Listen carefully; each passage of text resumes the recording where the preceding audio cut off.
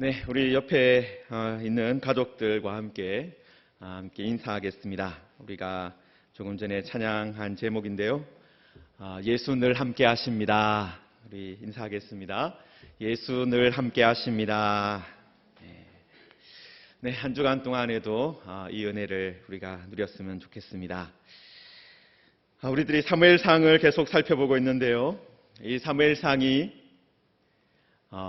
지금으로부터 약 3000년 전에 있었던 사건을 다루고 있습니다. 그렇지만 지금 이 시대와 참 잘 맞는 말씀이다. 제가 말씀을 드렸습니다. 왜냐하면 이 사무엘상이 한 시대가 마무리되고 새로운 시대가 펼쳐지는 그런 시대를 말씀하는 것이기 때문입니다.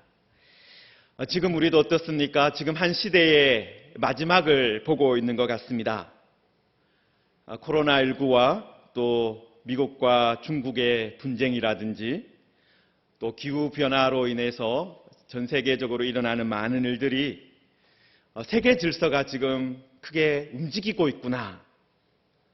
앞으로 어떻게 될지는 정확하게 알 수 없지만 확실히 변해가고 있다. 그것을 모두가 인지하게 만들고 있습니다. 여러분, 이 사무엘상 시대도 어떻습니까? 지금 이스라엘은 이 사사들과 제사장 중심으로 살아왔습니다. 그런데 사사들은 어떻습니까? 특정한 시기에 특정한 지역에서 그리고 또 어떤 특정한 적이 나타났을 때 활동을 했습니다. 그런데 제사장들은 어떻습니까? 제사장들은 출애굽 때부터 계속해서 활동했던 사람들입니다. 그러므로 이스라엘의 중심이 무엇이라고도 말할 수 있는 거예요? 이 제사장과 성막이라고 말할 수 있는 것입니다. 그러니까 출애굽한 이후로부터 지금 이 사사시대까지 이스라엘 백성들은 이 제사장들을 중심으로 해서 또 성막을 중심으로 해서 살아왔습니다. 그런데 그렇게 살았던 이스라엘이 이제 어떻게 변해가는 것입니까? 왕과 선지자들 중심의 시대로 변해가는 것입니다. 그 변화의 현장을 우리가 보고 있는 것입니다. 성도 여러분, 한국에도 어떻습니까? 지금까지 이 기독교가 전파된 이후에 일본의 식민지를 우리가 겪었습니다. 또 평양 대붕이 그 사이에 있었죠. 또 8.15 광복과 또 6.25 전쟁을 우리가 겪었습니다. 그 후에 한강의 기적과 같은 그런 일들이 일어났고, 그래서 경제적인 부흥도 일어났고, 또 민주화 운동을 통해서 우리나라에 어떤 이 민주주의가 완전히 뿌리를 내리는 그런 일들이 있었습니다. 그런 사회의 변화와 함께 한국교회도 정말 세계교회가 놀랄 만큼 큰 부흥의 역사를 우리가 경험했습니다. 그런데 21세기에 들어오면서 어떻게 변하고 있습니까? 한국교회에 큰 도전들이 닥쳐오고 있습니다. 저출생으로 인해서 주일학교가 급격하게 감소하고 있고, 또 청년들과 청소년들이 교회를 떠나는 그런 모습을 우리가 보고 있습니다. 그런데 놀랍게도 그 청년들이 어디에 가 있는 것입니까? 이 침천지와 같은 이단에 가 있는 것이죠. 그리고 존경받았던 목사님들, 또 모범적이었던 교회들이 점점 사라지고, 크기는 커졌지만, 그리고 숫자는 많아졌지만은 존경받지 못하는 교회와 또 목사님들이 많아지고 있다는 것입니다. 이런 변화의 기로에서 우리는 이 사무엘상 말씀을 보면서 하나님이 우리에게 말씀하시는, 그리고 하나님께서 우리를 인도하시는 그 길을 찾아가야 하는 것입니다. 자, 오늘 22절 말씀을 보시면은 어떤 사건이 벌어지고 있습니까? 엘리가 매우 늙었더니 그의 아들들이 온 이스라엘에 행한 모든 일과 회막문에서 수종드는 여인들과 동침하였음을 들었다라고 했습니다. 지금 사무엘상 기자는 엘리가 매우 늙었다라는 말을 시작하고 있습니다. 여러분, 이 엘리가 매우 늙었다라는 이 말씀을 우리가 보면서 이제 시간이 좀 더 흘렀다, 그 말을 지금 하고 있는 것이겠죠. 물론 오늘 본문에는 이제 바로 등장하고 있지는 않지만, 그렇다면 사무엘은 어떻게 되었겠습니까? 사무엘은 점점 자라고 있었겠죠. 엘리가 매우 늙어가고 있었다면 사무엘은 점점 자라가고 있었을 것입니다. 그리고 이 엘리가 매우 늙었다라는 것은 또 어떤 것을 의미하겠습니까? 이제 그의 아들들이 늙은 아버지를 대신해서 제사장의 역할을 충실하게 감당해야 되는 시점이 왔다라는 것이죠. 여러분, 보통 젊을 때는 문제를 일으키다가 나이가 들면서 철이 드는 사람들이 있습니다. 그래서 자기가 할 일을 제대로 감당하게 되는 것이죠. 여러분, 앞에서 우리들은 엘리의 아들들이 문제를 일으키는 것을 보았습니다. 그래서 사무엘서를 계속 읽어가는 독자들은 어떤 것을 기대하겠습니까? 과연 엘리의 아들들이 이제 시간이 점점 지나감에 따라서 더 좋은 방향으로, 소위 말해서 개과천선을 할 것인가? 이제 정신을 차리고 철이 들 것인가? 아니면 더 나쁜 방향으로 갈 것인가? 그것이 궁금할 것입니다. 여러분, 그리고 하나님은 어떤 분이십니까? 우리가 믿고 이스라엘이 믿는 하나님은 어떤 분이십니까?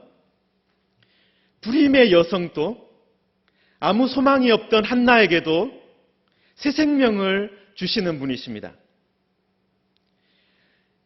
하나님만 주신 것이 아니라, 사무엘만 주신 것이 아니라 세 아들과 두 딸을 더 주시는, 그래서 불행했던 여인이 기쁨의 여인으로 바꾸어 주시는, 그렇게 고쳐주시는 분이다라는 거예요.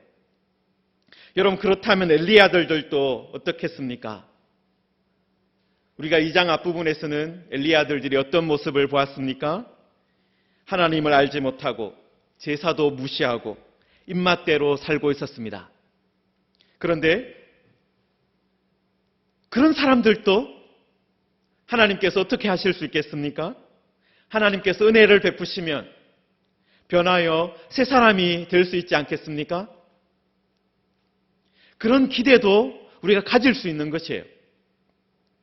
그런데 안타깝게도 오늘 말씀을 보시면은 그런 기대가 깨어졌다라는 것을 알 수 있습니다. 여러분, 엘리의 아들들의 첫 번째 악행은 무엇이었습니까? 여호와의 제사를 멸시하는 것이었습니다. 하나님을 알지 못하고 자기 입맛대로 살아가는 것이었습니다. 그런데 오늘 소개되는 두 번째 악행이 무엇입니까? 바로 이 성적인 타락이었습니다. 사무엘서는 회막문에서 수종드는 여인들이 있었다, 그렇게 말씀하고 있습니다. 여러분, 그런데 우리는 이 부분을 읽으면서 이스라엘 종교의 타락상을 하나 발견할 수 있습니다. 성경에서 이 창세기부터 신명기까지를 모세 오경이라고 부릅니다. 특히 출애굽기부터 시작해서 신명기까지 그 부분에 있는 책들을 우리가 보면은 어떤 내용이 나옵니까? 이스라엘이 앞으로 하나님을 어떻게 섬겨야 되는지, 어떻게 하나님을 예배해야 되는지, 제사를 어떻게 드려야 되는지, 그리고 그 제사의 중심이 되는, 제사를 드려지는 성막이 어떻게 만들어지고 어떻게 유지되어야 되는지, 그런 규정들을 우리가 살펴볼 수 있습니다. 그런데 그 출애굽기부터 시작되어서 신명기까지의 내용을 아무리 살펴봐도 회막문에서 수종드는 여인들에 대한 내용이 나오지 않습니다. 율법에서는 오직 레위인들과 아론의 후손인 제사장들이 성막에서 어떻게 섬길 수 있느냐, 또 어떻게 섬겨야 하느냐, 그런 내용이 나오는 것입니다.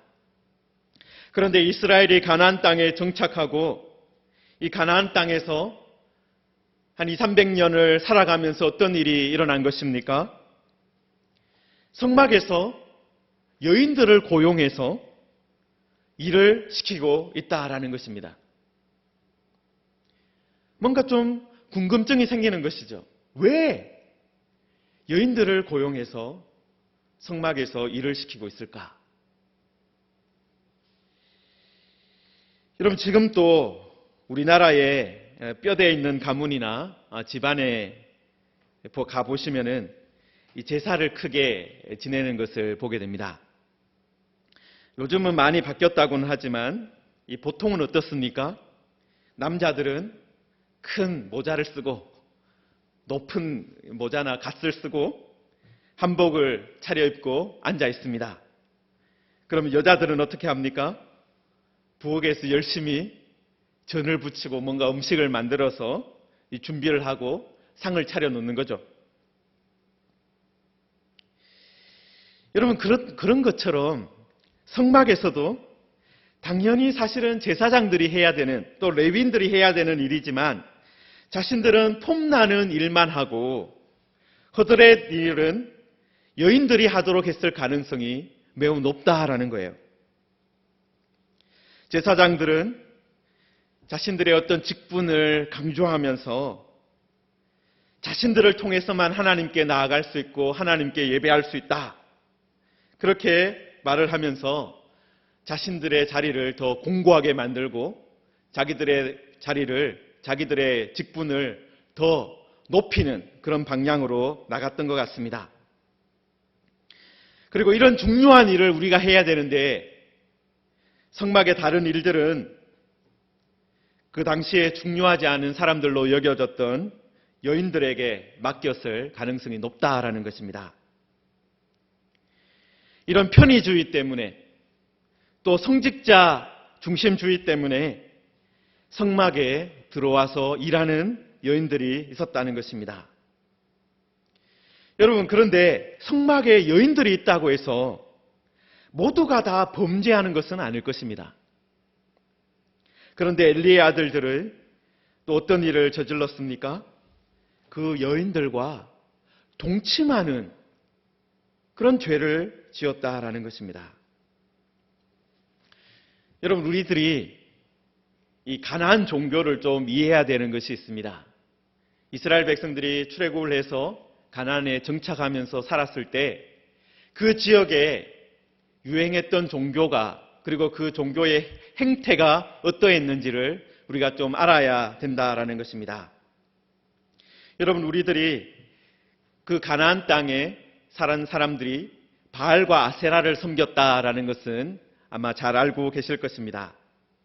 그런데 이런 가나안 종교를 연구하는 분들이 이렇게 살펴보니까 그곳에서 소위 말해서 바알 신전에서 어떤 일이 벌어졌는가, 그것을 고고학적인 연구라든지 아니면 문헌을 통해서 알 수 있게 되었는데요. 그 바알 신전에 누가 있었느냐 하면은 여자들이 고용되어 있었습니다. 그런데 거기에 여자들이 고용되어 있는 이유가 무엇이냐 하면 바알 숭배 그 자체에 성관계가 포함되어 있었기 때문입니다. 여러분, 바알은 바람과 폭풍을 또 비를 관장하는 신이었습니다. 그래서 농부나 어부나 또 해상 무역을 하는 사람들에게 아주 중요한 신이었습니다. 그런데 이 바알 신이 어떤 일을 하느냐 하면은 해마다 죽음의 신과 싸워서 승리를 해야 비가 내리는 것입니다. 건기가 끝나고 우기가 시작될 때 가나안 사람들은 어떻게 생각한 거예요?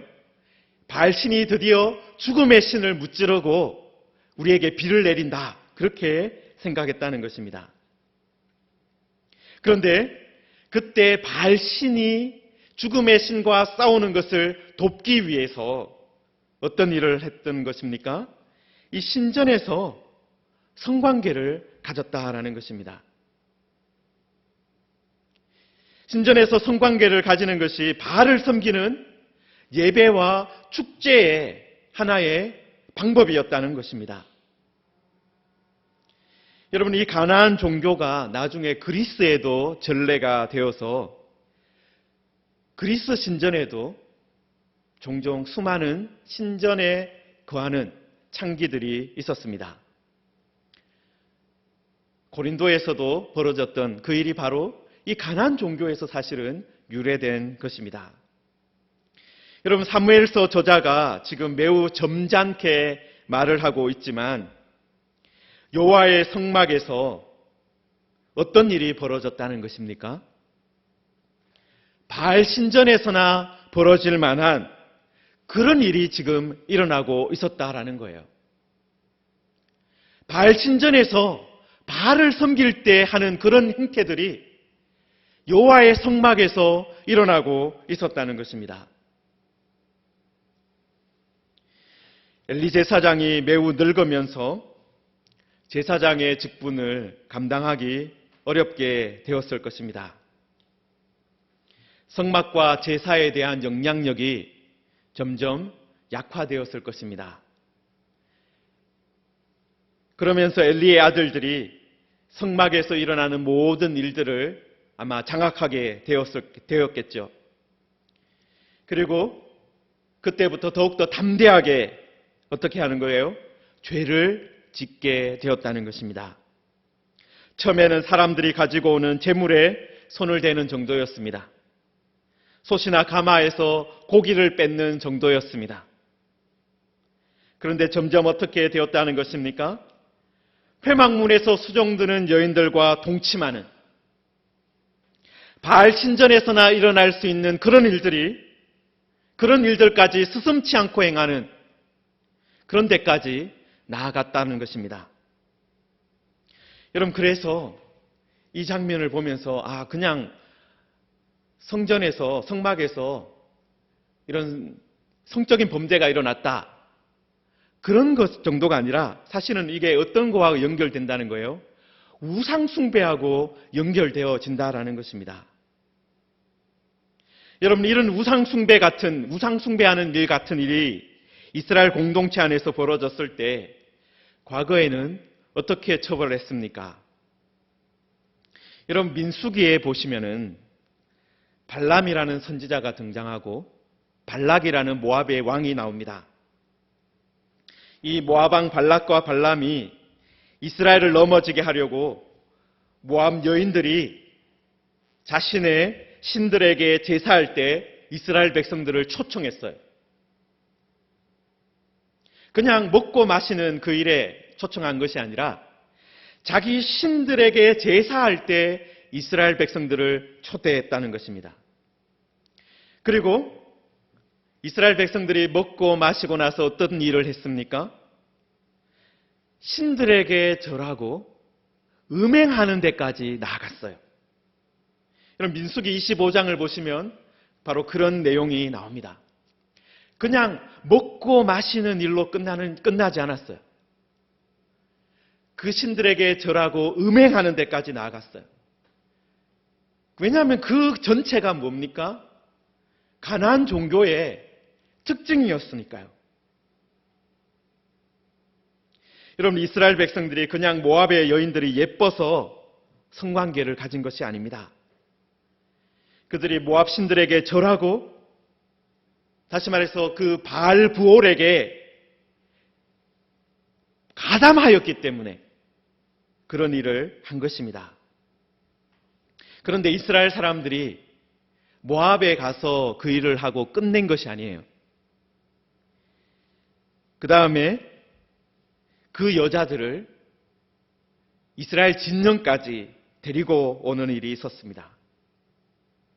그때 아론의 손자였던 제사장 비느하스가 창을 들고 따라가서 그 사람들을 죽였습니다. 여러분, 그때 하나님께서 제사장 비느하스에게 평화의 언약을 주셨어요. 그 평화의 언약의 내용이 무엇이냐 하면은 그와 그의 후손에게 영원한 제사장의 직분을 주겠다라는 것이었습니다. 여러분, 그런데 그 언약이 지금 제사장의 후손에 의해서 깨트려지는 것을 우리가 지금 보고 있는 것입니다. 여러분, 이스라엘 안에서 벌어지는 우상 숭배를 아론의 손자 비느하스가 두고 볼 수 없어서 하나님의 열심으로 그 우상 숭배를 제거했기 때문에 주어졌던 그 비느하스 언약, 평화의 언약, 그 제사장의 언약이 이제 수백 년이 지난 후에 바로 그 비느하스의 후손들에 의해서 깨트려지는 것을 보게 되는 것입니다. 여러분, 성도 여러분, 성경에 여러 가지 언약들이 등장하죠. 아브라함 언약이라든지 신의 산 언약이라든지 다윗 언약, 이런 중요한 언약들이 있습니다. 그런데 그 사이사이에 또 하나님께서 특정한 사람들과 맺은 언약들도 있습니다. 우리가 방금 제가 말씀드린 민수기에 나오는 비느하스 언약이 대표적인 것입니다. 그리고 예레미야서에 보시면은 레갑의 아들 요나답이 선조들과 한 약속, 평생 동안 포도주를 마시지 않겠다, 또 장막에 살겠다, 그런 약속을 지키는 것을 보고 하나님께서 그들에게 내 앞에서 서는 사람이 영원히 끊어지지 아니하겠다라는 그런 약속의 말씀을 주는 것을 볼 수도 있습니다. 그런데 이러한 약속들이 결과적으로는 다 깨어지는 것을 우리들이 보게 됩니다. 무엇 때문입니까? 그 언약의 기반이 되는 것들을 그 후손들이 완전히 깨트려 버렸기 때문입니다. 여러분, 비느하스 제사장이 우상 숭배자들을 죽임으로 이 평화의 언약이 만들어졌는데 수백 년이 지난 후 여러분, 똑같은 이름을 가진 비느하스, 엘리의 아들들 중에 한 사람의 이름이 무엇입니까? 비느하스거든요. 그런데 그 똑같은 이름을 가진 비느하스 제사장이 우상 숭배를 회막문에서 저지르고 있었다는 것입니다. 여러분, 그런데 하나님께서 이런 상황에서도 화난 사람들처럼 당장 일을 처리하지는 않으셨습니다. 가장 먼저 아버지 엘리 제사장을 통해서 말씀하시는 것을 우리가 보게 되는 것입니다. 엘리 제사장은 자신이 아들들의 악행을 모든 백성에게서 들었다라고 23절에서 말하고 있죠.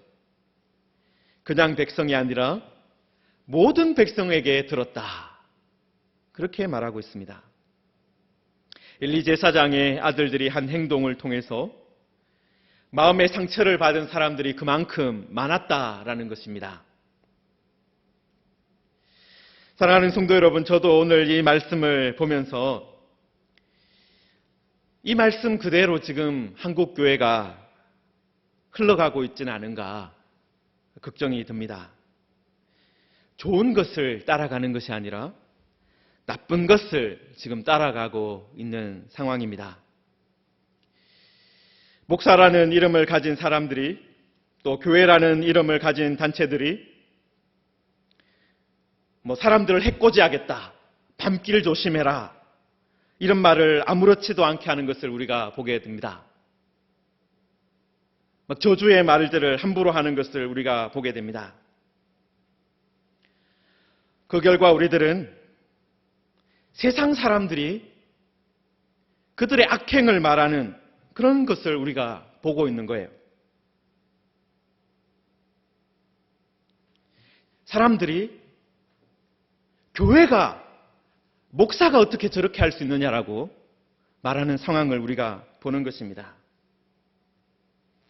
여러분, 지금 잘못된 것을 끊어내지 않으면 한국 교회의 상당 부분이 함께 몰락하게 될 것입니다. 여러분, 그런데 지금 엘리 제사장이 24절에서 어떻게 대처를 하고 있습니까? 내 아들들아 그리하지 말라. 내게 들리는 소문이 좋지 않다라고 말을 합니다. 엘리 제사장은 백성에게 들었다, 소문이 있다, 그렇게 말하면서 그렇게 하지 말라 충고를 하고 있죠. 엘리 제사장들이 이 눈이 많이 나빠졌어요. 지금 이 성경에서는 지금 우리가 읽은 본문에서 나오지 않지만은 사무엘상 3장 2절에 보면 엘리의 눈이 어두워져서 잘 보지 못했다라는 말씀이 있거든요. 그런데 어떻습니까? 지금 이제 3장 2절에 가면 나이가 더 늙어서 이제 아예 보지 못하는 상황이 되었는데, 물론 2장에서 이 충고를 할 때도 이미 나이가 매우 늙었으니까 눈이 잘 보이지 않았을 수도 있습니다. 여러분, 그러나 이 3장 2절에서 완전히 눈이 보이지 않는 그때가 오기 전에 어떻게 해야 되겠습니까? 조금이라도 자기 눈으로 볼 수 있을 때, 자기가 확인할 수 있을 때 엘리 제사장은 칼을 빼들어야 했습니다. 잘못한 아들들을 징계해야 했습니다. 그냥 소문으로 들었다, 그 정도로 훈계할 것이 아니라 어두운 눈이지만 그것들을 확인하고 너희들이 잘못했다라고 따끔하게 말하면서 그 잘못을 끊어내는 그런 일을 해야 했었다는 것입니다. 비느하스 제사장처럼, 옛적 비느하스 제사장처럼 그렇게 했어야 했다는 것입니다. 그리고 24절에 보시면은 우리가 지금 꼭 생각해야 할 말씀이 하나 있습니다. 내 아들아 그리하지 말라. 내게 들리는 소문이 좋지 아니하니라. 너희가 여호와의 백성으로 범죄하게 하는도다 라고 했습니다. 여러분, 새번역이라는 번역에서는 이 부분을 주님의 백성이 이런 추문을 옮기는 것을 내가 듣게 되다니 두려운 일이다, 그렇게 번역을 했어요. 주님의 백성이 이런 추문을 옮기는 것을 내가 듣게 되다니 두려운 일이다. 개역개정에서 여호와의 백성이 범죄하게 한다라는 것을 주님의 백성이 추문을 옮기고 있다라고 번역을 했다는 것입니다. 여러분, 지금 어떤 추문을 옮기고 있는 거예요? 제사장이 회막문 앞에서 바알의 신전에서나 벌어지는 일을 하고 있다라는 거예요.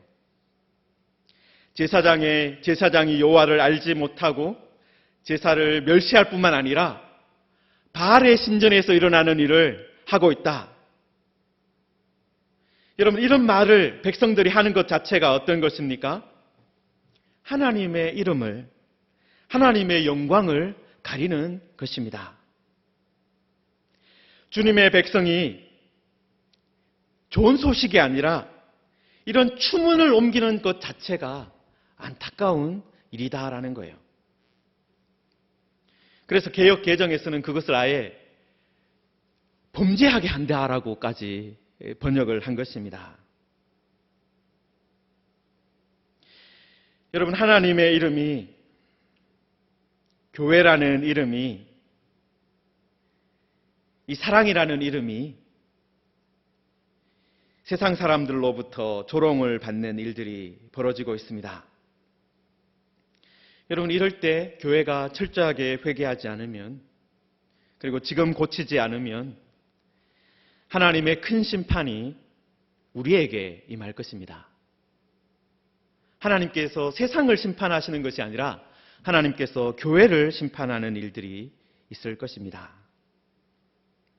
여러분, 25절 마지막에 보시면은 여호와께서 그들을 죽이기로 뜻하셨다라고 말씀하고 있습니다.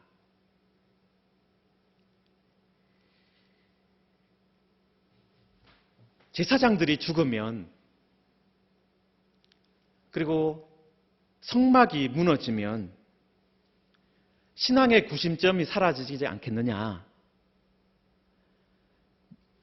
이스라엘 백성들이 믿음을 지킬 수 없게 되지 않겠느냐. 그렇게 걱정하는 사람들도 있을 것입니다. 여러분, 그러나 사무엘서를 계속 읽어보시면 우리가 알 수 있지만, 여러분, 제사장들이 죽어도 어땠습니까? 이스라엘은 없어지지 않았습니다. 성막이 무너져도 이스라엘은 사라지지 않았습니다. 제사장들은 죽었어도 사무엘은 점점 자라고 있었습니다. 그뿐만 아니라 다윗도 어디에선가 자라고 있었습니다.